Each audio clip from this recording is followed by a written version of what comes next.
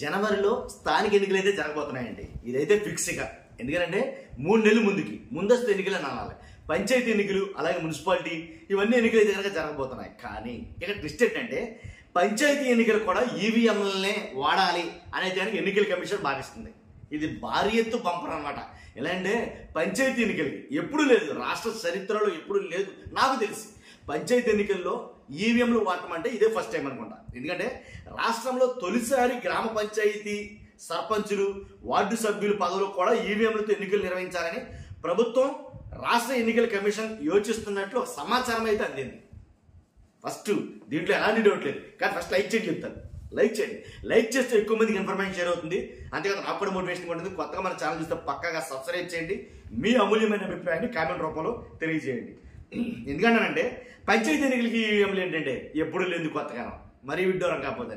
పంచాయతీ ఎన్నికలు ఏమండి యాక్చువల్గా బ్యాలెట్ పేపరే ముద్దన్నాం, ఈవీఎంలు వద్దన్నాం. మొత్తం ప్రపంచ దేశాలని ఈవీఎంలు వద్దు వద్దు వద్దు అంటామంటే ఇక్కడేంటండి బాబు మరీ ఘోరంగా. అసెంబ్లీ ఎన్నికల కంటే ఏదో తప్పలేదు, మరీ పంచాయతీ ఎన్నికలకి ఈవీఎంలు అంటే మరీ ఘోరంగా ఉంటుంది. అసలే ఈవీఎంల మీద ఒక బ్యాడ్ అభిప్రాయం అంటూ ఉంది జనాల్లో కావచ్చు, నాయకుల్లో కావచ్చు. ఆల్రెడీ పక్క నుంచి దుమ్మెత్తి పోస్తున్నాడు అయ్యే ఎవరు రాహుల్ గాంధీ గారు. ఈవీఎంలు ఏంటి ఈవీఎంలు ఏంటి ఈవీఎం మనం వాళ్ళకి తిట్టింది తిడతలేదు రాహుల్ గాంధీ గారు. అలా చాలా మంది నాయకులు కూడా ఈవీఎంలు నచ్చటం. ఎందుకంటే ప్రపంచ దేశాలు అంటే అగ్రదేశాలు ఈవీఎంలు పక్కన పెట్టేసినాయి. మనమెంత బోడి. కాబట్టి ఈవీఎంలు అసెంబ్లీ ఎన్నికలకి ఏదో తప్పలేదు కాబట్టి మరీ పంచాయతీ ఎన్నికల్లో ఈవీఎం పెట్టడం అనేది సబబు కాదు. నాకైతే నా ఉద్దేశం అయితే నాకు నచ్చలా.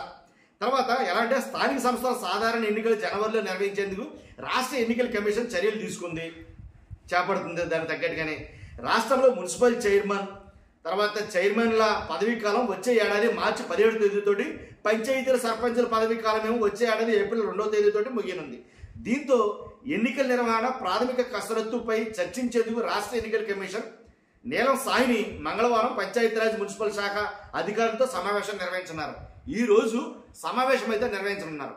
మున్సిపల్ ఎన్నికలు పంచాయతీ ఎన్నికల మీద ఓ కీలక సమావేశం అయితే కనుక నిర్వహించనున్నారు. దాంట్లో ఎలాంటి డౌట్ లేదు. ఆ కీలక సమావేశంలో కొన్ని అంటే ఎలా అంటే ఎన్నికల నిలవాల ప్రణాళికలను ఎలా అంటే ఈ నెల 3వ తేదీనే ప్రభుత్వానికి తెలియజేశారు. ముందస్తు ప్రణాళిక ప్రకారం అక్టోబర్ 15 నుంచేమో గ్రామ పంచాయతీలు మున్సిపల్ వార్డుల విలీన ప్రక్రియ మొదలుపెట్టి నవంబర్ 15 నాటికేమో పంచాయతీ మున్సిపాలిటీ వార్డుల వారీగా ఓటర్ల జాబితాలు సిద్ధం చేయాల్సి ఉంది.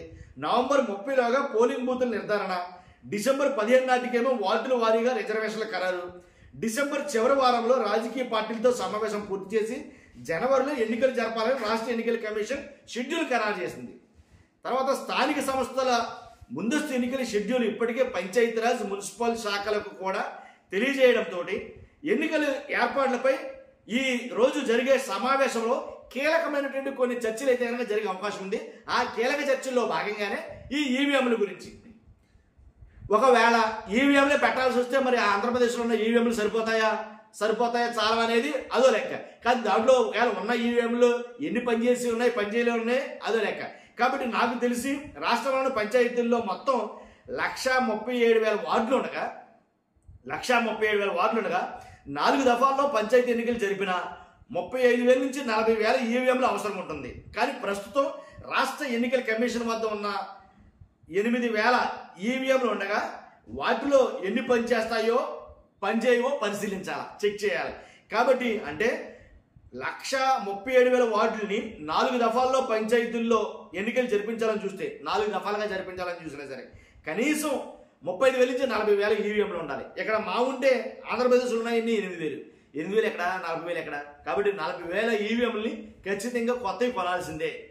కాబట్టి అందుకు తగ్గ ఈవీఎంలు సమకూర్చుకోవాల్సిందే. అసలు ఈవీఎంలు పెడతాయంటారా బాబు రాష్ట్రానికి నాకు అర్థం కావట్లా. మొత్తం ప్రపంచ దేశాలని ఈవీఎంలు పక్కన పెట్టేస్తామంటే మళ్ళీ ఈవీఎంలు అంటారు అని చాలా మందికి ఇదే ఉద్దేశం ఉంది. మీ ఉద్దేశం కూడా అదేనా?